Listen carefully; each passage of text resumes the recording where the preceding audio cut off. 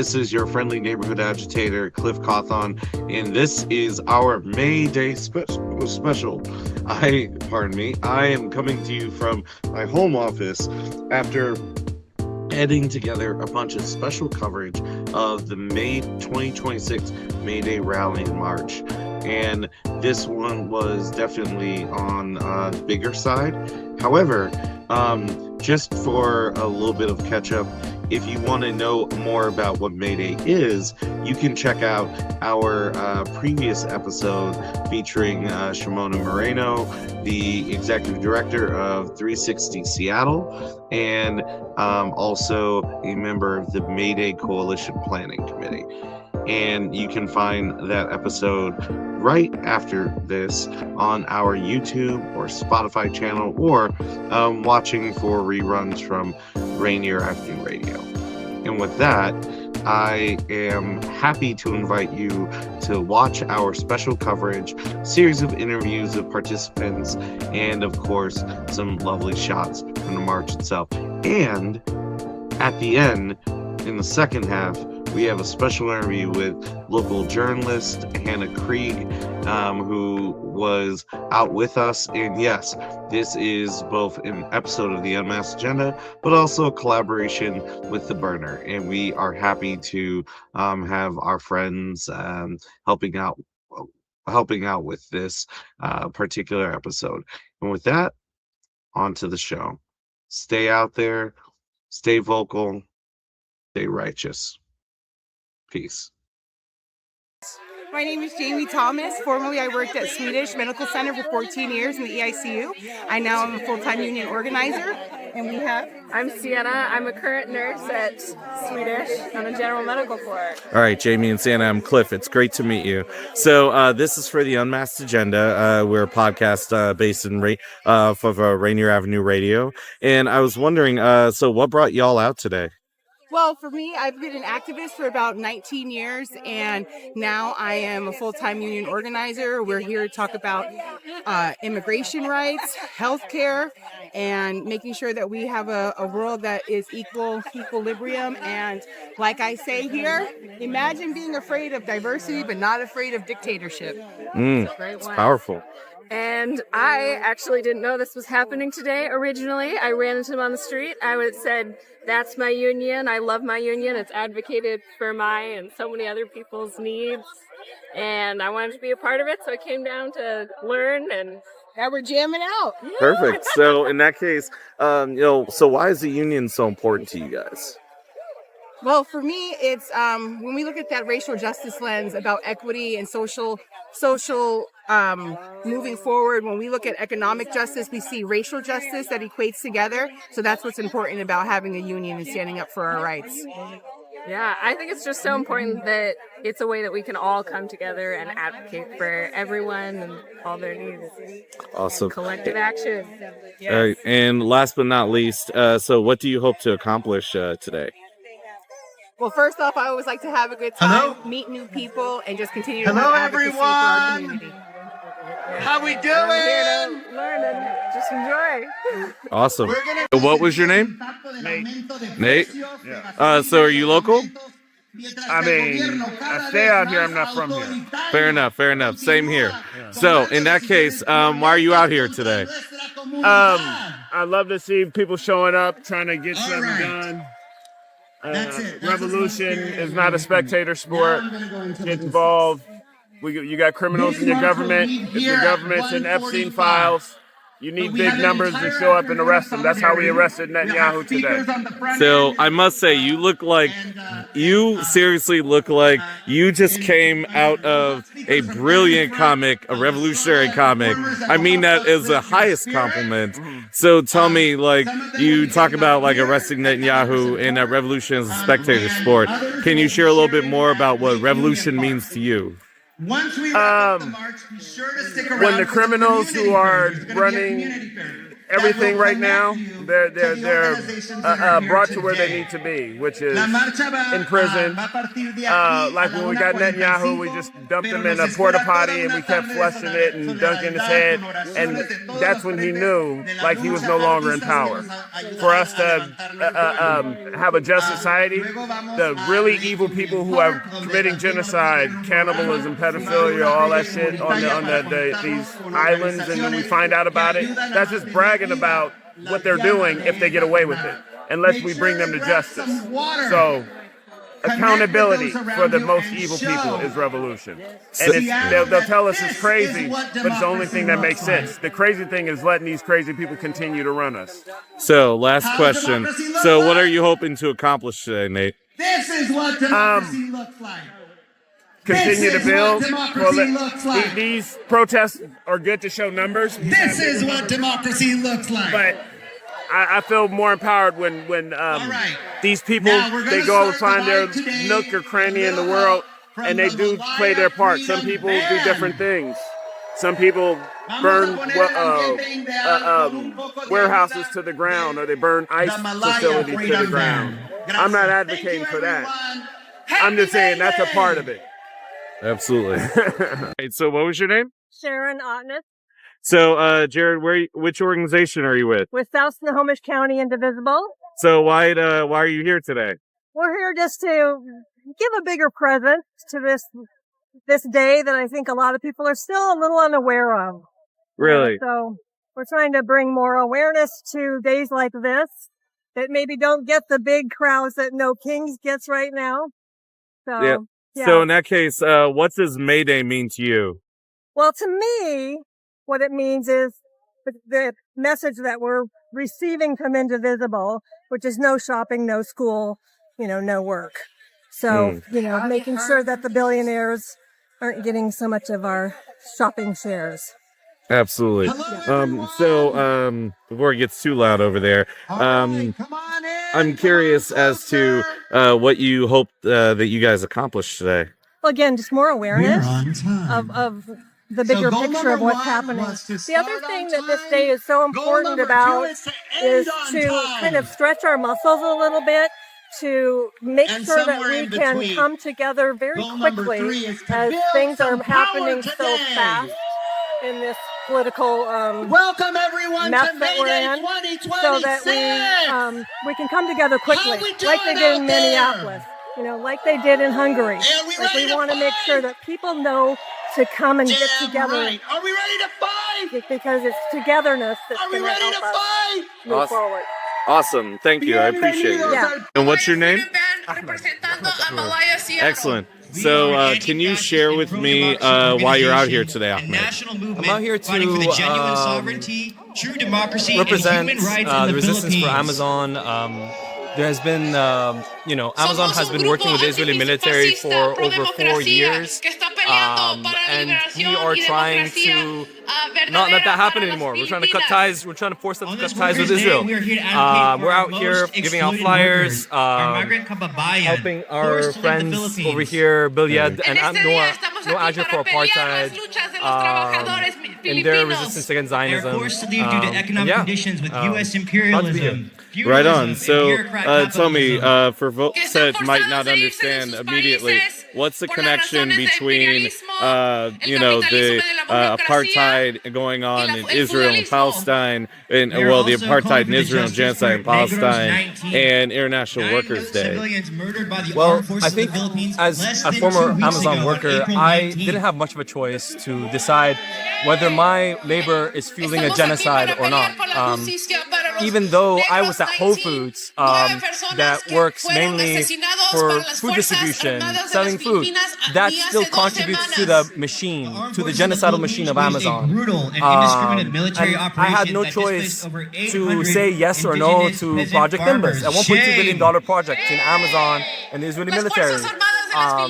And as workers, we have that right. We have the right to have dignity in what we do, in what we work in. And and I do not want to fuel a genocide. I do not want to work for Zionism. So, Awesome. And then last but not least, what are you hoping to accomplish today? Today is just to raise awareness about like our movement. There's a lot of Amazon workers in Seattle.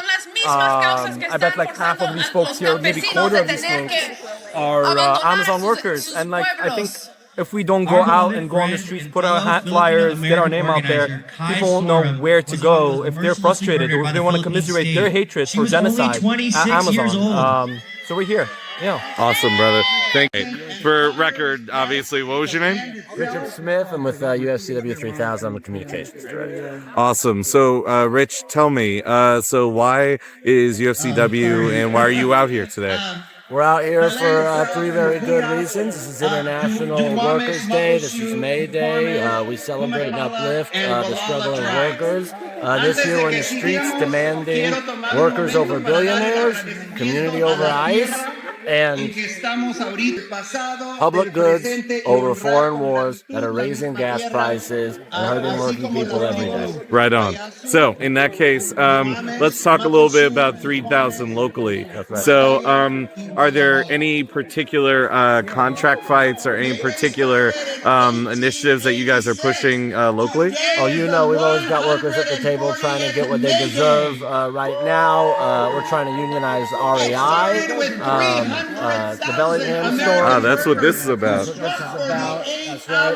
We're asking our bargaining team at REI has requested a boycott. They've authorized a boycott. We're asking REI members to support us in that boycott. Today we're delivering 70,000 REI member boycott pledges straight to the flagship store, to management, to let them know that we mean business, that it's time We for are a here contract, to celebrate that time is today. up. We've got a lot of other contract fights happening right now too. Laundry workers at Vesties, which is a spin-off of Aramark. They clean. If you go to a restaurant, if you get treated at a hospital, if you get your tires changed, chances are Vestis is washing the tablecloths, linens, and uniforms that we rely on to keep our lives clean and sanitary. They're asking for better wages and to keep their affordable health care at the table right now. Please sign the community pledge if you see it on our socials. Lot of incredible workers. You know, they spend their whole day making sure that we can walk into work dignified with clean uniforms, and then I think treated with that dignity at the table. So absolutely, they need perfect community support. Yeah. Perfect. That answered my last question. So on your socials, on your website, I presume there's information for people to share. They can put it on their socials, sign the petition, right? That's right. Yep. We've got a community pledge for Vestis. We've got the boycott pledge for REI. You can find all of that in the links in our socials. Jamie? Yeah, Jamie. Excellent. So, Jamie, why don't you tell me why you're out here today? Well, I'm out here to support workers and support immigrant rights and to stand up for our rights and to, in large part to push back against what we're seeing from the federal government, right? Yeah. And I think like we're at a point in time right now where we really need to stand up for ourselves, right? And say, and I feel like enough is enough, right? Excellent. So, what does worker and immigrant rights mean in 2026 with everything going on? Well, yeah, really, it's really about. There's been such income inequality in this country. It's interesting. Like it was the thing that like Bernie Sanders ran on initially. Like it seems like 20 years ago, right? It very well may have been like 20 years ago that Bernie Sanders was talking about it. All that's happened is it's gotten worse and worse and worse. Right? You got corporations like Starbucks that fails to recognize the union and negotiate. Where the CEO is making 6,666 times what the average worker makes, right? So it's imperative that we stand up and say enough is enough, right? Immigrants are the first one to be taken out by this administration, right? But the rest, make no mistake, like they're coming for all of us, right? Yeah. So what do you hope to accomplish today? Well, I just hope to. I'm out here to support and support the message, and I'm going to be blocking traffic on my motorcycle as part of the moto support group. So I'm excited about that, and it's going to be great to have hope we have a great rally and good turnout. Excellent. Yeah. Right on.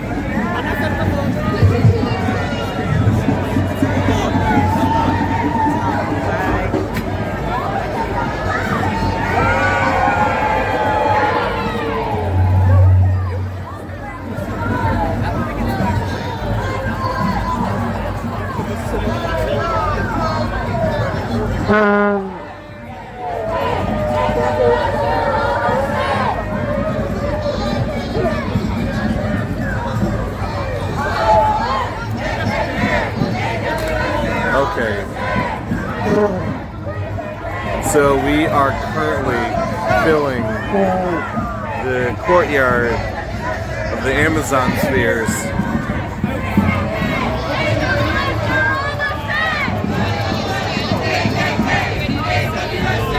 People are filling up the Amazon spheres.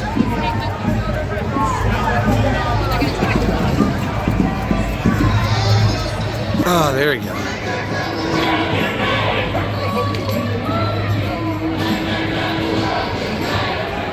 The record. What was your name? Lillian Vice. Excellent. So, Lillian, tell me, why are you here today at this march? I am here standing together. We are workers, we are immigrants, we are families, and we are here to fight and have the protections, access to the resources, and thrive. We make this city. So we are here for May Day. Okay, so in that case, I see you're with Latino Community Fund. So how does the work that you guys do connect to what's happening with May Day? Oh, it connects in all the ways. So our workers, our immigrant families, our mothers, our young, incredible leaders here from Seattle to Yakima to the Tri-Cities, the work we are doing is the intersection. It is building power with our communities. And so May Day is one way to do it. And we know there's so many others, but we are here together to build that collective power. Excellent. So last but not least, so right now we see that like some of the workers in the spheres see what's happening. You guys just marched from Capitol Hill. What is the impact you're hoping that today's action has? The visibility, and this is an invite for all workers.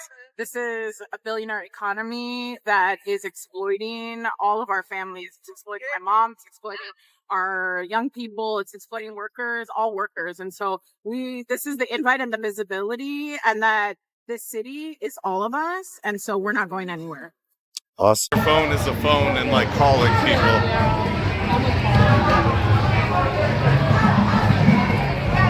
Pretty close. I think we're relatively close. Like the park should be over here. Oh, absolutely. Don't worry. We will. We still. If anything, what we'll do is we'll like find a park or something like that, and just like do a brief interview, and then, and then just drop you off. Or we could do something like, if we run into a time issue, we could do something like an interview tomorrow or something remotely, or I could just like walk to your place. Yeah, I'm pretty busy tomorrow. I got work stuff. I mean, as long as it's before Thursday. Yeah. Like, because then I can edit it in. Yeah.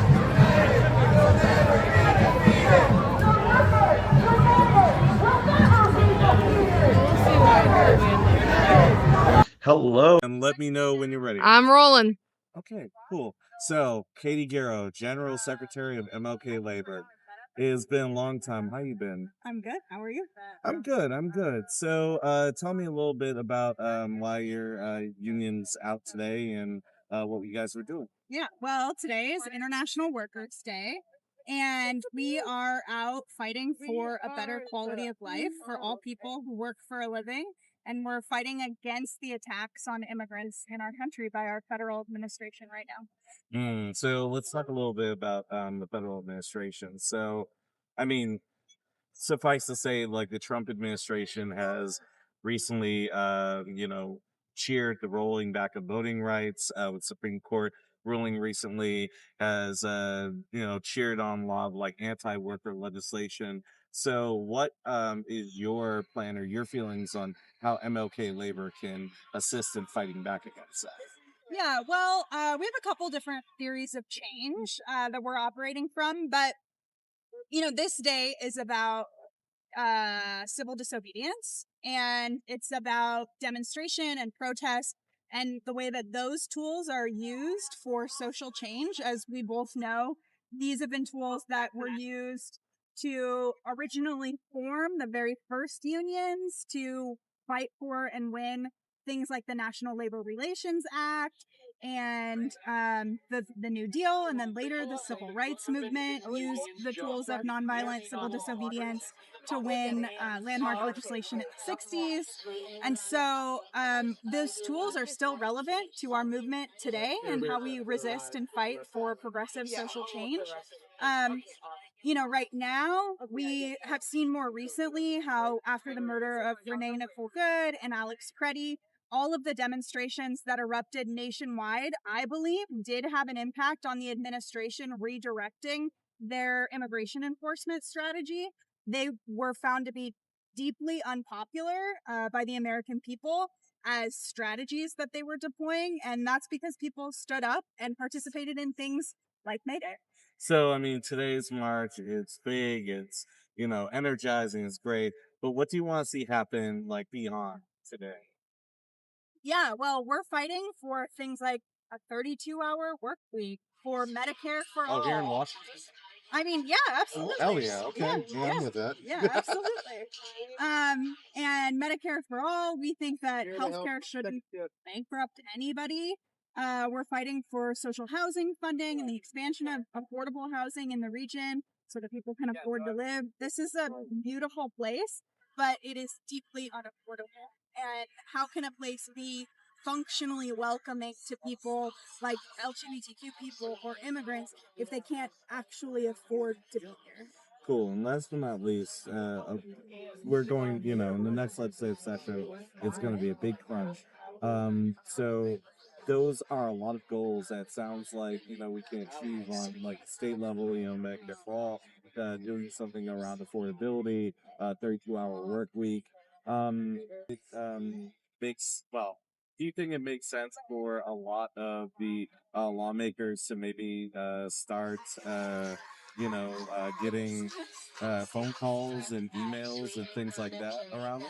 Yeah, I think people becoming civically active is a really important part of what is happening right now and what will be necessary to sustain the kinds of proactive long-term fights that I just laid out. Like the 40-hour work week only happened because workers at Ford who were unionized won a 40-hour work week more than a decade before it was legislated. So it's going to take workers fighting in different places where they have a lot of power for things like a 32-hour work week to be able to then set the tone and like move the Overton window of what is possible for everyone.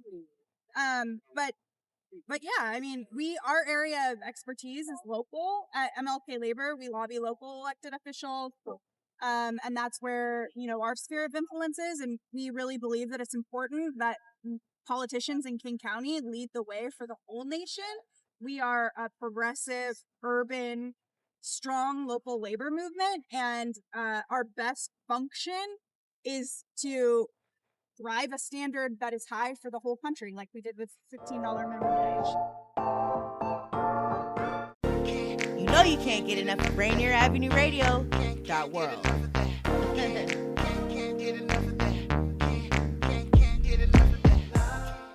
Buying a home isn't just a purchase, it's a legacy move. Maybe you're just starting your home ownership journey, or maybe you're a homeowner who's fallen behind on your mortgage, property taxes, or HOA dues. Wherever you are on your path, Washington Home Ownership Resource Center connects you to trusted guidance every step of the way.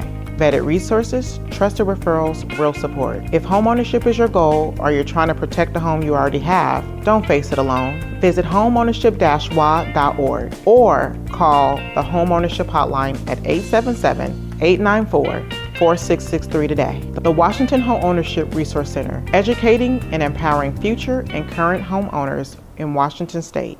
Hey Seattle, tune in to Lidline Sports every Monday, 7 p.m. to 8 p.m. What up, yo? We are back. This is Pep and the man that don't take no mess, Mr. O-P-I-S, Mr. Stevenson. What say you? I hope you see the hat that I'm wearing right now. That's how mad I am. I do. Man, you are angry. I just want to make that be known. Tune in to Lidline Sports every Monday, 7 p.m. to 8 p.m. Lidline Sports. Fellas, your mental health matters, and it's time we talked about it. Join us every Monday at 5:30 Pacific Standard Time on Rainier Avenue Radio for the Men's Mental Health Show. Real conversations, real stories, real tools to help you navigate life's challenges with strength and honesty. Whether you're tuning in from the car, the gym, or your couch, this is your space to breathe, learn, and grow. That's Mondays at 5:30 p.m. on Rainier Avenue Radio, where men's voices and men's wellness take center stage. Generational wealth. Generational wealth. Generational wealth. What is generational wealth? We asked our communities. And this is what they had to say. Generational wealth to me is wealth that has been accumulated from their ancestors, but their ancestors are usually the ones that aren't the ones that built it, but built off of POC ancestors, in my own definition, from what I see. Because not many POC people have that type of wealth, as you can see in many people's neighborhoods and communities. It's usually a white person. You can see it in gentrification around us and even in schools nowadays. But generational wealth is basically hard work that isn't really your own hard work. This campaign to create awareness to generational wealth is brought to you by the Department of Neighborhood's Generational Wealth Initiative, the Washington Housing Finance Commission, and Rainier Avenue Radio.world. Would you like to see when your favorite Rainier Avenue Radio show comes on? Check out our show schedule, updated weekly at RainierAvenueRadio.world.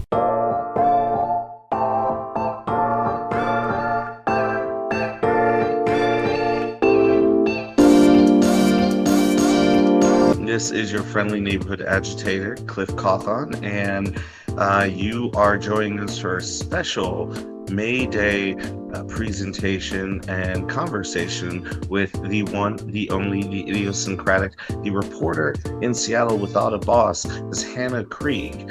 How are you, Hannah? What an introduction. I do tend to like the word idiosyncratic over the controversial word quirky. I don't like to be referred to as quirky. Idiosyncratic, I think portrays my neurotic behavior in a way that's much more accurate than Zooey Deschanel style quirk. But I'm so excited to be here, and thank you so much for having me.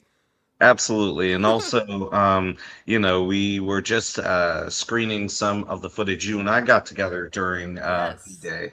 And for our listeners out there that are familiar with Hannah, continue to definitely support her over at The Burner, as well as us here. And also for those of you not familiar, Hannah it's The Burner Seattle, right? Is that the website? Or The website is theburnerseattle.com. That's true. Perfect. So please go on and check her reportage, because the reporting that she does is definitely something that I feel like is gold. So I am so honored to have you here. You're too nice. Thank you so much. I'm honored to be here. Absolutely. So in that case, let's just start off with May Day. You and I, were, together in the trenches for the entire day. And I know it was hot, albeit not too oppressively hot, in my opinion. It was so. But there was a lot of walking, and I know we definitely got our steps in. So after you had time to rest and, hopefully you're enjoying some light AC right now. What did you think about this year's May Day protest in comparison to past protests and marches? Yeah. It was it was a long day, right? It just, it's one of those events that, they have a pretty long speaking program. The march was, very long. I'm curious if you mean compared to past May Days or past other more protests that are happening more recently, or what kind of comparisons are you looking for? That's a good question. Let's start with past May Days, and then we'll expand that a little bit. Past May Days, I feel like it was pretty similar. I also get confused between my memories of May Day and Labor Day. Right. So, and we're celebrating the same stuff, but right.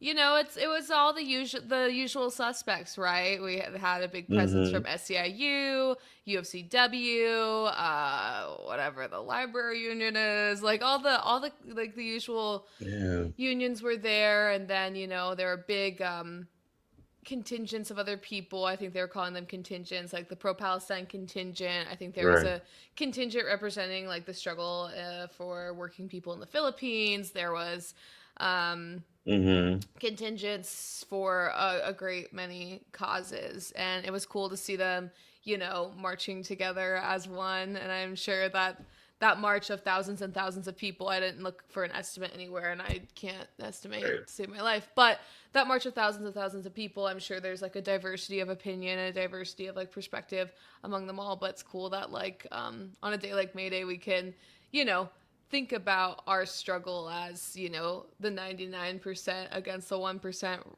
rather than like being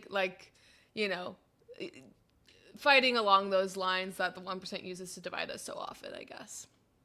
Absolutely. I mean, the one thing that I really love about the Mayday messaging and the message over and over and over, it's that centering of class consciousness, right? It's not to say that our identities and our struggles don't matter. It's putting them through a frame that America does not like to touch, which is class. The who are the haves and the have-nots, right?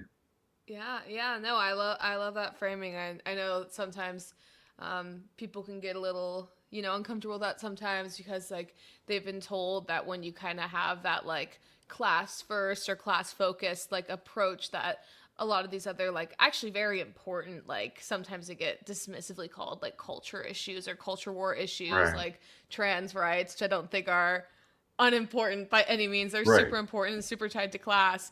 Like stuff like that. Like I think people can get wary that like their individual issues or the issues based on their identity will like be diminished. But I think that this march, especially with those contingents, does a good job of recognizing like all the different struggles within our class struggle. Indeed, and a lot of that hinges on narrative, which we'll get to later on when I ask you a little bit about your perspectives on journalism. But kind of expanding this to thinking about the other protests, such as the No Kings March, because I tried to look for an estimate. There wasn't like a single estimate as to how many people were out, but it was like this is a wide range. But it's like 3,000, 5,000 out this past weekend. But according at least to the reports I could find, I could be wrong, but it was much lower than No Kings, which brought out like around 80 to 100K. And they didn't specify if it was just this No Kings march or the past two No Kings marches. So take that with a grain of salt. But why do you think even then, like there's that gap, right? So like why do you think there's that like drop off between like No Kings, which happened like a few weeks ago, Yeah. and then like May Day, which happens last Friday, and like you said, you had a lot of the usual suspects that were also at No Kings, like a lot of the major unions and different contingents. Yeah, I mean, I think it's important to know that May Day is, promoted and hosted by, what are they called? Like 51 or something, that one Democrat group. And they Oh, have, do you mean No Kings is yeah, yeah, No Kings, yeah, 50-51. Yeah. yeah, that's what I Yep. meant. No Kings is, that's the group that puts that on. And they have a lot of money to like promote on a really big scale. They do a ton of, like promotion months, weeks leading up to it. It's just like kind of on a different scale, like when it comes to like money and stuff. And then I also think that there's probably a logistical thing of like this May Day was on a Friday versus No Kings Tuesday on Right. Saturday. I know Right. that like on May Day, I think some organizers are asking workers to take the day off to like skip work and stuff, but I mean that's obviously not realistic for everyone, and Right. also the message doesn't get across to everyone. And then I think it probably does, like there is probably a bit of it that is like about like May Day is so about like class, and it has kind of this like Right. even though it's like a holiday that like originated from like an American struggle, it does have kind of this Right. like communist Yeah. gloss, I guess, in that May Day is like representing is a much more lib event, I guess. So maybe there's Right. a little bit of that where it appeals to a wider audience, but I think it's probably more to do with just marketing.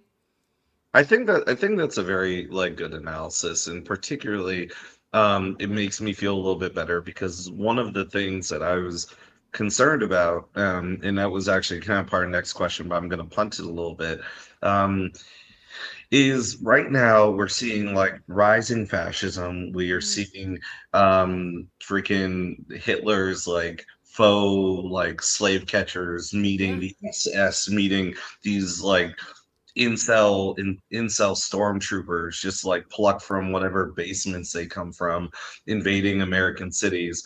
Right now, I think I did see $7 gas prices. I think it was up north somewhere. I was driving by and it literally saw it and I was like, nope, I'm gonna wear out my car, wear out this engine, and keep driving to a gas station that's at least 550, which is outrageous in and of itself.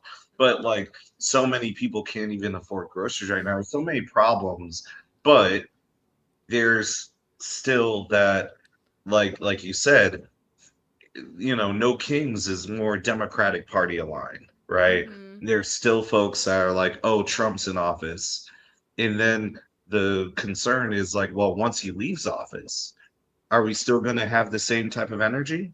Are we still going to be okay, the rich are screwing us over. We have to, fight to fix things. We have to, have an alternative to the status quo. But if Trump leaves office and Democrats in, are we still going to have that energy?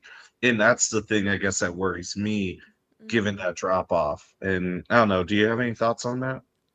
I mean, do we hardly have that energy now? You know what I'm saying? It's That's a good point. I mean, I think, and I'm not innocent by any means. I'm also not going out there and starting a revolution or by any means. So this isn't a criticism of anyone who's organizing anything. Not at all. Right. I'm just saying, given the scale of atrocity we're facing right now, I mean, they have fucking concentration camps for anyone who might even be undocumented. It's we're just it's not that.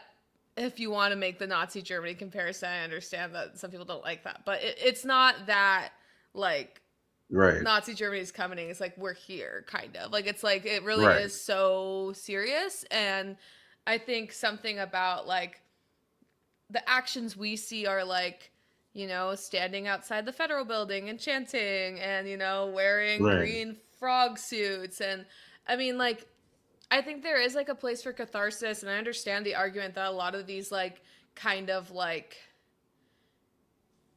actionless actions are a place to organize and to start doing those kind of other things or to start your community watch group or whatever. But it's just, I think we haven't really seen it, rise to that level of I feel there's a ton of energy on the ground. There isn't. It's a beautiful day right now. People should be marching right now. And every Oh, day. absolutely. Or doing something more than marching, But I also am not an organizer, and I would hate to I'm not trying to pass judgment, I guess. Oh, for sure. I was an organizer for, as you know, for most of my career, and even now, I don't personally, I don't try to tut at someone if they want to organize a rally, great. If you want to organize a vigil, awesome. If you want to organize a potluck to educate people on some of the atrocities you're alluding to, great. Whatever people want to do, awesome. I agree. And it's just like you said, we don't need to imagine, well, what would you do with the Nazis? No, there is a person in the White House right now who is an admitted sexual predator, who is waging war because he doesn't want attention put on himself, who is literally organizing concentration camps in many parts of our country, and just recently cheered on the essentially the whittling away, if not a major death blow to a piece of legislation that made America a democracy 60 plus years ago. And not to mention, he was cheering on yesterday what would have been if the court didn't reverse their ruling at the 11th hour, what would have been essentially a nationwide abortion ban that would have limited, reproductive access to reproductive medicine or abortion pills to the state that they are in. So you try to send something from like Washington to Texas for people who don't have access to it. That if the court did not, reverse their decision recently, like at the 11th hour, I think it was just yesterday, and say, oh yeah, you can actually, I'm gonna butcher the name, but you can ship mephistoprone to another state, then it would have effectively been like a nationwide ban. So anyway, I can rant about this all day, but yeah, no, like we got to pump up that energy. But speaking of energy, I wanted to give folks a little bit more insight into what you do and like the art of journalism. So one of the things you often say in your videos and what you do is like you are a journalist without a boss here in Seattle. Share what that means and what does it mean for you to be a journalist these days? God, such a big question. I mean, I have kind of maybe a traditionalist view of what like a really kind of old school view of what journalism is. I think a journalist is anyone with, the means to document and the will to share. I don't like the professionalization of journalism. I think it's really detrimental to democracy. I think then we get like it's like information is information, and like the important thing is like equipping people with media literacy to like kind of understand everyone has a bias, everyone has, every reporter, it has to some degree an agenda, even if they purport to be like legit journalism or whatever. Right. But I mean, I don't know, like I don't have a boss, I'm completely independent, I'm completely crowdfunded. So I think there's like definitely in Seattle and across the nation, like the right wing has really captured sort of this independent media space. They have like all those kind of like I call them and others have called them newsfluencers. So like the Jonathan Cho's of the world, the Brandy Cruzes of the world, Right. who occupy kind of this middle space where it's like they are a personality and they do have opinion, and they're also like like informing a lot of people.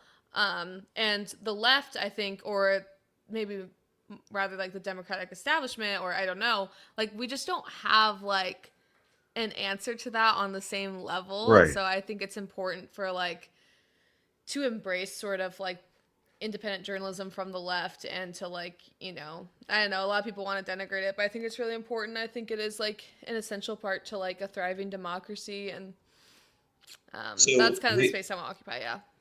for sure. And maybe I'm just in my own echo chamber here, but like what kind of denigration do you see when it comes to like independent journalists from the left? Well, I don't get any denigration because I wouldn't like take criticism from anyone I wouldn't take advice from. So I don't know, like no one I ever respect has ever said anything negative about me. But I don't know. I think there is like a in general, and it's not just me, it's other other reporters, even reporters who are progressive, besides myself, who like get accusations of like, well, you're not a reporter, you're an activist. And it's like Mm, I don't think those things are mutually exclusive.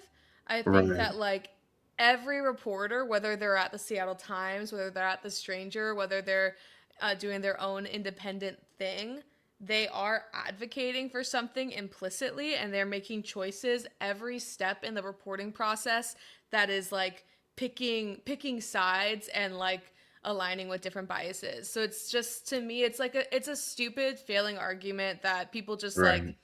if they don't like you, they're gonna say that. If they do like you, they'll think you're legit. And it's like, that's all it really, no one really has like, I don't believe that many people actually care so much about the sanctity of the institution of journalism. I think it's just something they say Right. when they're like don't like someone, and it doesn't bug me because I don't give a fuck. Right. Who cares, right? So apropos of that, you mentioned a lot of like the big outlets and stuff like that. And there's this national conversation about media consolidation, and Yeah. I'm glad you kind of dropped that new vocab word for us. It's actually kind of new for me. And newsfluencers. That's what I Yeah, say, yeah. fascinating. Okay. Because I knew there was like indie journalists and anyway. So with the local conversation kind of flowing from this, I'm curious, what are your thoughts on like local media ownership and the landscape? Because you mentioned, I think it's a very valid point that every journalist is implicitly advocating for something or Mhm. has certain biases reporting from a certain direction, even if it's not like this is, even though it's not like maybe clear, overt, or I don't know, it's not like a super doctrinaire direction, Yeah. What was Yeah. the what was the question? I'm Sorry. sorry. Sorry, go Oh, for it. sorry. Yeah. So, I mean, what are your thoughts on the local media ownership landscape? Um, yeah, I mean it seems I don't know. Like it's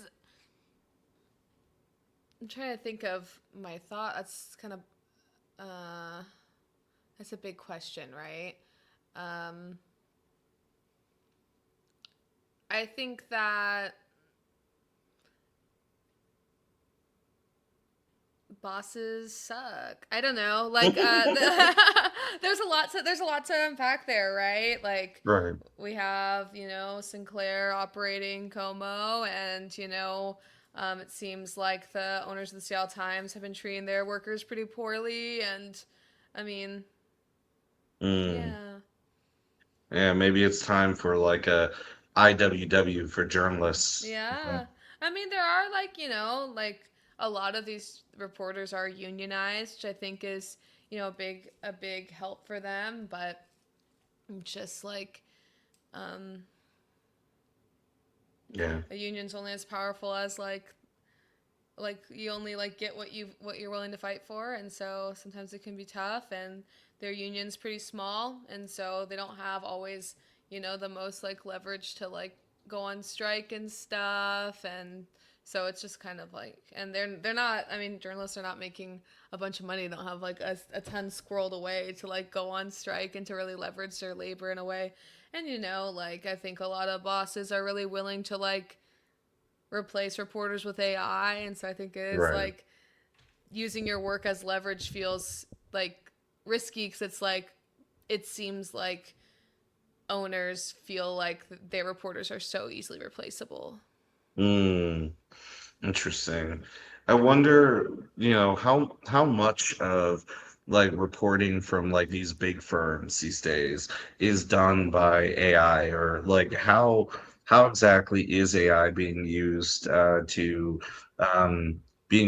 to kind of blunt the leverage that reporters as workers would have, you think? I don't know. I don't know how many places are using AI regularly, or like I don't think anywhere is like replacing whole reporters yet with AI or anything like that. It doesn't seem like AI is like yet sophisticated enough to like do that without making like a fuck ton of mistakes, which might be fine for like kind of like outrage mills, sort of like, like slot factory kind of stuff, which like there's a Right. place like I think there probably is like AI like news sources like that, but locally like I don't know like who's like really using AI like a ton, or I think it's more like a back of mind concern right now that like is our if labor is our leverage and there's this thing that could replace us, how much leverage do we even really have? Right. And to add to that, if it's undercutting our leverage, what do we do in Yeah. response to that, right? Like, do we get a bunch of programmers to try to kind of put out some code to monkey wrench these AI bots? Do we have a day without a journalist where just the feed goes goes dark, right? Like, I'm just throwing out random stuff, but cool. So actually, I do want to. So I know we're running a little bit out of time, but I want to pivot a little bit to an interesting story regarding journalism on the state level. So Governor Ferguson has limited access to like government staff and kind of limited access to like the different spaces like press can be at with state employees and things like that. I'm wondering, what are your thoughts on this new standard that has been like a diversion from how state government usually has been, which has apparently been very kind of transparent and open about connecting press with agency or department staff. Yeah, I mean, I think Melissa Santos tweeted the other day that Bob Ferguson has had more ceremonies raising a Seahawks flag than like taking expansive questions from reporters. I think it's just like this guy sucks off the cuff. Like he's kind of like, I think he gets triggered, honestly. Like he's like gets heated. Like I've been in rooms where he snapped at me and he like raises his voice and he's like kind of sexist. So like I would just imagine that it's like a harm reduction like strategy, because I don't think like for the press conference like aspect, at least, like I just don't think he always comes across very well when he's like taking questions, and like I think he doesn't want to get clipped like that. I think it's also just like he doesn't really feel like he has to answer to the press, and he might be right. Like I think like honestly, like it is untransparent, it's undemocratic, it's bad. If I was a comms person and I had the perverse incentive to not be transparent in a lot of ways, I would just never respond to reporters either. I think it just gets you in trouble all the fucking time. And like I think that like a few bad stories or a few bad tweets about how like, oh, you never respond is probably worth like not engaging in a lot of things. I don't know. I honestly like I think it's just a strategy to like just like not get embarrassed and to like, keep, I don't know, like it's so you don't have gaffes, you don't fuck up on the record, I guess. Right. Yeah, that's sad. That is very unfortunate, especially since, ironically, that is, I will say, the kind of tendency, albeit it's a lot more cartoonish and elaborate on the national level with the Trump administration. And one of the big things during his campaign, his big brand was, "I stood up to Donald Trump," right? It's like, and you don't even have the thickness of skin to be able to stand up to questions from reporters that are just asking you uncomfortable things. That's unfortunate. Appreciate you taking the time and coming on the podcast, and thank you so much. Thank you so much for your work. Thank you so much for hanging out with me on May Day. I know we're friends IRL, but also, like I know your time is super valuable and you're out there doing a lot of great work. And also, just thank you for your thoughts. Like this is awesome. Yeah, thanks so much, and thanks for having me. And I'm always happy to come back. Always happy to help out the Unmasked agenda. So Okay, soon. Okay, you guys heard it. So I mean, I don't know, maybe put a panel together. Maybe kind of a 20, I don't know, end year 2026. I mean, that's if that's if Seattle isn't an irradiated crater. Then if we're also here, or if I don't know, maybe even if we're doing our French Resistance thing, we'll definitely have you back. Awesome.